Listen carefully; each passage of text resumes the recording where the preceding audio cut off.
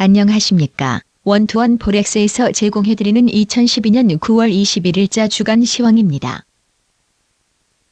이번 주는 유로존에서 문제가 되고 있는 스페인 구제 금융 신청 여부, 각국의 경쟁적 통화 완화가 환율 전쟁을 야기하고 있다는 내용 및 일본과 미국의 중앙은행 소식 등의 순서로 살펴보겠습니다.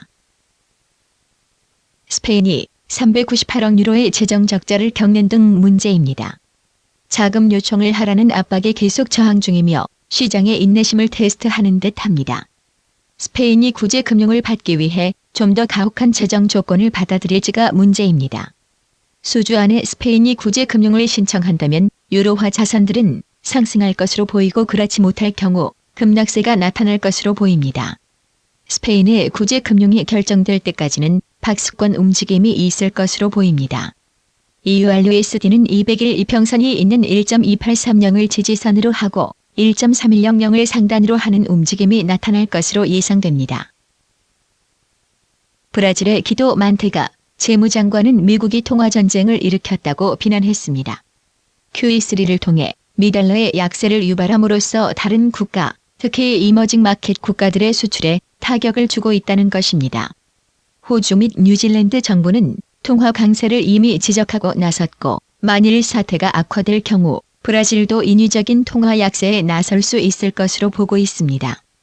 이와 같이 정치적 위험이 높아가고 외환 시장을 불확실하게 만들고 있는 것이 투자자의 고민입니다.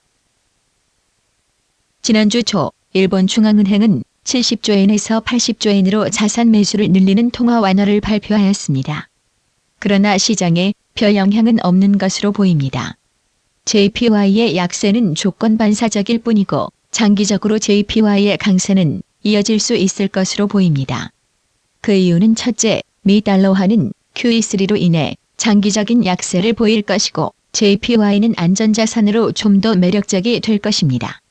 둘째, 최근 유럽 및 중국의 제조업 분야가 계속해서 위축된 모습을 보이면서 위험 회피 현상에 따라 안전통화인 JPY의 수요가 견고할 것입니다. 그러나 향후 위험 요인은 미국의 국채 수익률 상승과 일본 정부의 시장 개입 가능성도 높아지고 있다는 점을 주의해야 할 것입니다. 지난주 미 연준 위원들은 대부분 QE3가 노동시장에 지속되는 어려움을 막아줄 것이며 주택 및 경제 성장에 도움을 줄 것이라고 했습니다. 우려를 나타낸 유일한 연준 위원은 달라스 연준 의장인 피셔 위원으로 그는 기대 인플레이션 및 장기 인플레이션 우려가 빠르게 높아지고 있다고 했습니다.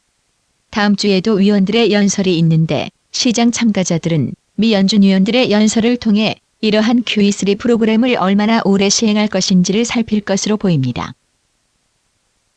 다음 주 주요 경기 지표 발표에 대해 말씀드리겠습니다. 빨간색 글자체는 중요도가 높은 경기 지표를 표시하고 있습니다. 다음 주에는 특별한 이벤트가 없는 가운데 화요일 드라기 총재 연설, 신규 주택 판매 등 미국의 주택시장 지표에 주목하는 한 주가 될 것으로 보입니다. 이상으로 이번 주 주간 시황을 마치겠습니다. 감사합니다.